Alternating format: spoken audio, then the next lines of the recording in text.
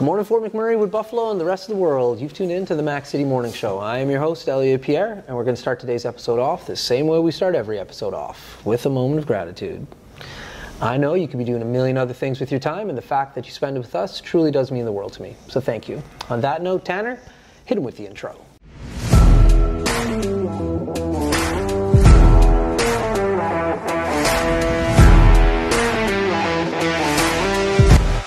How's it going, you guys? It's Jake White, JJW, coming at you from Norrell Toyota in Fort McMurray. Just wanted to say hi and come on down, check the place out. Hi, my name's Richard. I'm the service manager here at Norrell Toyota. Hi there, I'm Adam. I'm here at Norrell Toyota. I'm a product advisor. Hi, I'm Cass. I'm the appointment coordinator. Happy to help you. Hey, it's Keith Simpson here. I'm the general manager of Norrell Toyota, soon to be Fort McMurray Toyota. Pretty excited for our new dealership. As you've seen, you met all my staff. These guys are all my family. We're here to take care of you. Come on down and be part of our family. And we are back. Big shout out to Norrell Toyota. Really do appreciate your ongoing support. As everybody at home knows, I do not introduce my guests because they can do a better job of that than myself. So, sir, can you please tell everybody at home who you are and what you're about? Sure. My name is Clayton Harriet. I'm a Union Labor Relations Officer for United Food and Commercial Workers, Local 401 in Alberta. Okay, so what does that mean? Long ways short is I'm just a union rep. Okay. The titles still keep our same activity, and our activity is to be advocates for our members, to check on them, to make sure that we're contract bargaining, grieving when required, and ultimately just servicing our membership to make sure that we're answering their questions. Okay, and who falls under your, purview? Under my preview? Yeah. For me, it would be... I made up that word, by the way. It would be my shop stewards and then my membership up here. Okay. Our main branches are based out of Calgary and Edmonton. Okay. And we have satellites out of Lethbridge and here and Grand Prairie. And for me, it's just it's a one-man show, and I'm up here knocking things out. That's awesome, man. Now, before we started filming, you started talking about your kids a little bit, so... That's more interesting to me because you were so pumped about that. So tell me about this Ninja Warrior thing. So my middle son, Ethan, I have three boys up here, 18 and then 2 teenagers. Up here in Fort Mac? Yes, sir. Oh, okay, cool. And my middle son, all 3 boys have received their second Dan in Taekwondo black belts. So super proud about that. And then my youngest son has kind of pulled off to get into hockey. So he's really enjoying hockey and Taekwondo, and my middle son joined 2 years ago the Ninja Warriors up here, out of the same place, Total Fit, and he just excels at it. He loves it, and just seeing him climb, we've had to build stuff around the house for him to hang off of and climb, and he qualified many different medals, many different events, but he did get the points to qualify for the Worlds twice now. Nice. So that was down in Florida, right? What's that? Florida? Oh, the first one was in Florida. Okay. And then this one that's coming up will be in California. Okay. So it's expensive. Yeah. But it's amazing. And, you knock 2 birds with 1 stone. You just, great places to go to California and Disneyland and all those wonderful things. That's right. Take a vacation with the fam. It's exciting. That's awesome, man. So how long have you been in Fort McMurray for? Just about 11 years. Okay. Yeah. So where did you come from originally? Born and raised Calgary. I worked out of Old Dutch Foods in Calgary, the chip plant. And I worked there for, I think, 18 years. I can't exactly remember, but that was my place of process to become active and become a shop steward and sit on that union's executive board, which was 373A, UFCW. Okay. And then we merged with 401, USW 401. And then very shortly after that, bargained a contract, went into an 8-month-long labor dispute where we were locked out. Okay. And that's a good way to crash course yourself into the exciting times of labor disputes. Yeah, and that just bolstered my resolve and got onto 401's executive board, and then slowly got some relief work, and then got hired to come up here. That's cool. Now, in regards to chips, we're going to get back onto that topic. Old Dutch chips. We just had a DJ that flew up from California, so we made him like a Canadian care package. Yeah. And so a part of that package was Old Dutch ketchup chips. because you can't get that down in America. And like when I tell my cousins in the States, like, oh, ketchup chips are awesome, they're like, what are you talking about? And it's like they think it's gross. And I'm like, do you eat French fries? They're like, yeah. You put ketchup on them? They're like, yeah. I'm like, the ketchup chip isn't that weird. It's not that weird. Definitely not one of my favorites. Yeah. But yeah, for what they do and what they make, it's incredible. Just as simple as the Old Dutch brand. Very, very well known for their boxed 200-gram Ripple chips. Right. And that, I think, to this day is still out there. I'm not quite sure. I think they might have gone away from that since my time away. Yeah. But simple things like that to more complex things that you don't realize with big industries is that they also service other companies' no-name brands. So it's still an Old Dutch chip, but it was cut to spec and taste for different companies. Interesting. So it was pretty neat. A lot of dynamics to what was coming down the pipe and what you were loading, who we were loading it to. Yeah. At one point, we were doing chips called Calbee chips, and they were sent down to Asia. And it was their own special brand of chip of different flavors. And yeah, we made them here and shipped them down in cargo containers. Cool. Did you get to taste them? Oh yeah. Oh yeah. I mean, you don't get a frame like this not trying out the products. Yeah, no doubt. Yeah, they were good. They were a lot of them are different, and but you know, it was a good day when a box broke open and everyone was allowed to have themselves a bag of chips. And yeah, no doubt. Quite nice. Yeah, no, there's a store here in Fort McMurray called Get Pro Products. Big shout out to Pete. We do like a segment with them weekly, and we try out different treats. And a lot of time it's chips from like Asia and like Europe, and they're totally different. Yeah, yeah. These were very thin cut, very, very flavored. So yeah, we quite enjoyed them. Yeah, they're like, that's one thing about their chips. Like their flavor profiles are like bang on. Yep. Like there's like a beef Wellington chip that like you're eating it and like it tastes like beef Wellington. Yep. Like the first bite you're just like, yeah, that's potato.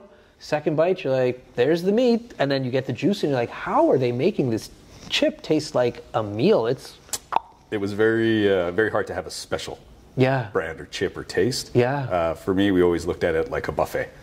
It was a million different flavors, a million different products. Yeah. You just could have something different every day. That's so cool. Anyways, we got to get off tips. So, in regards to Fort McMurray, you've been here for a minute now. How do you like living in this community? It was tough to start. Coming up here, as I said, I was born and raised in Calgary, so it took a long time to acclimate. Very different. Very different. It was interesting. I was given a place to stay for 6 months while I got myself and my family situated, and it was just downtown. And it was it took a few weeks for me to make sure this is exactly my resolve. Yeah. Just because of what I saw. I was servicing mostly the camps. Yeah. So I saw downtown and I saw camps. That's right. And then one of my fellow colleagues that was born and raised up here, she came up and said, you know, have you checked out the city? So, well, not really. I've checked out downtown. Yeah. She's like, well, come with me. And we spent a day, and she took me up into all the communities, and that's where I realized that Fort McMurray isn't the town of Fort McMurray. That's right. It's get up into the communities. And so we had a place up in Timberlea for the first 5-6 years, and very, very impressed with Fort Mac and the communities. Used to, you know, one or two neighbors. And up here was, you knew the block. Right. And through the winter, if you had problems, people were coming over, shoveling your snow, helping you start your cars, and our Fort Mac winters. Yeah. And that's where the acclimation became a lot easier for us. My family really got into the functions, the communities, the after-school groups. And yeah, we're born to love it now. There you go. Yeah, once you like buy into it, it's one of those things. Because like I used to be in human resources, so I would hire tons of people to come from all over the world to like move to Fort Mac. And like our biggest mouthpieces, unfortunately, are people who live in camp because they get to like fly in and fly out. And yeah, if you live in camp, that's not Fort McMurray. It sucks. Like, no shade to the camps. It's just like camp living is tough, especially rig camp living. Like, that's really tough. So, like, that's not a good representation of Fort McMurray. And Correct. so, like, when you actually do hang out in the community, invest, like, the time to go to the different areas, you're just like, oh, wow, this place is dope. Yeah. The camps were different. Were different when it came to just staying there, eating there. It's a little bit out of the norm. Yeah, of it's course. like you're in a hotel, but it's like a hotel with a penitentiary. That's right. Your remote service, you're not allowed to go anywhere. Yeah. But one of the things that I noticed really made it comfortable at the camps is 90% of the clients are unionized workers. Yeah. So that's Fort Mac. there is that level of respect. Not very often would you have disruptive clients towards the employees that work the camps, which are the unionized employees for UFCW. Right. And the cohesive started occurring that I could see right away that, you know, we're in a remote service and we all get along, we all respect each other. So short of not being able to go anywhere, it's not bad, the camps, to be fair. The food's great. Oh, yeah. You know, they have lots of amenities. Yeah. Biggest thing we notice is it's very hard to work a remote service. One of the things that can occur is that you almost get acclimated to that. Of course. And that's your life. Yeah. Very hard for people that Monday to Friday go to work. You can get into an argument with a colleague.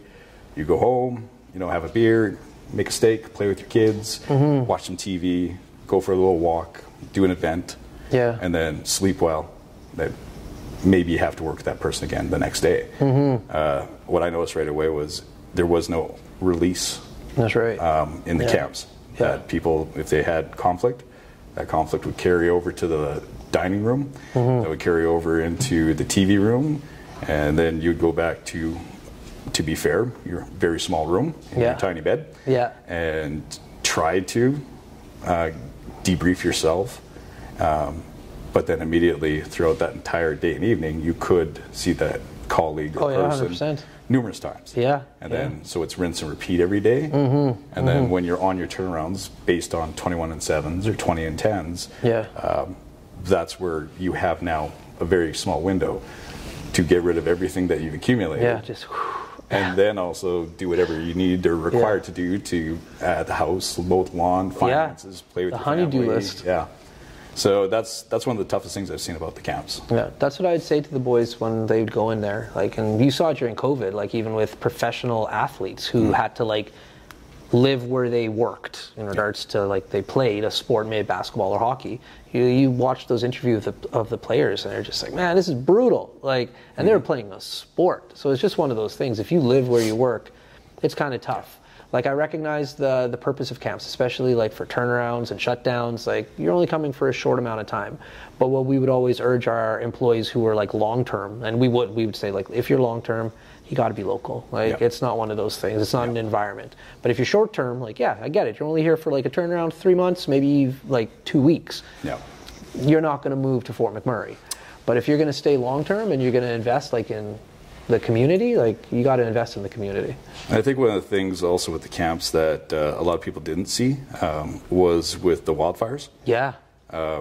The camps became Fort McMurray. 100%. It was. Thank God we had them. It was oh my heartwarming. Lord. It was heartwarming. That just with the nature of my job, I was behind in time for evacuating. So they had the bridge shut down. You could only go north, and I made a couple calls to a couple camp managers. And they're like, bring your family, bring what you need, we'll get you set up.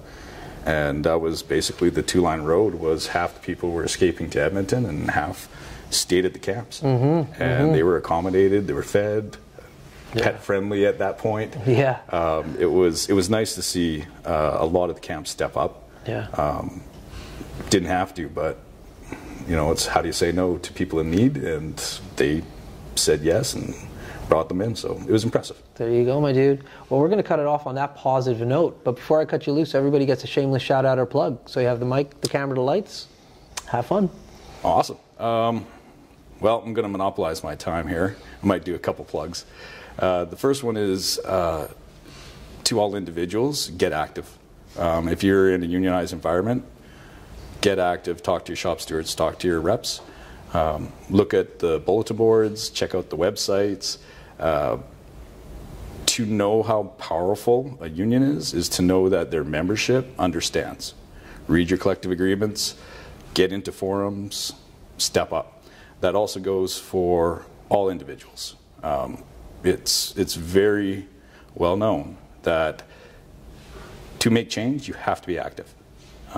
Look into your MLAs, look into your political platforms, educate yourself on the right choices, and be active, get out, vote, make a difference.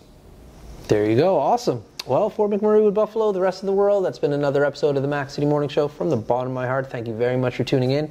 Big shout out to our title sponsor, Neural Toyota, as well as Carrie from Patchouli Rose and the beautiful people at Coldwell Banker. Hope you're all having a great day, and we'll see you tomorrow. Peace. Good job, man. Thank you. That was Thank you very easy. much. Light work. Sorry, Omar, I totally forgot to plug the Labor Day barbecue. You're going to have to get that one. Hi everyone, it's Carrie with Patchouli Rose here at Thickwood Barbershop. If you're wondering what to get your loved one this season for Valentine's Day, I make an all-natural anti-aging skin serum called Good Skin. It's good for men and women, and it's available for purchase here at the barbershop, downtown at the corridor shops and events, and on my website. Thank you for your support.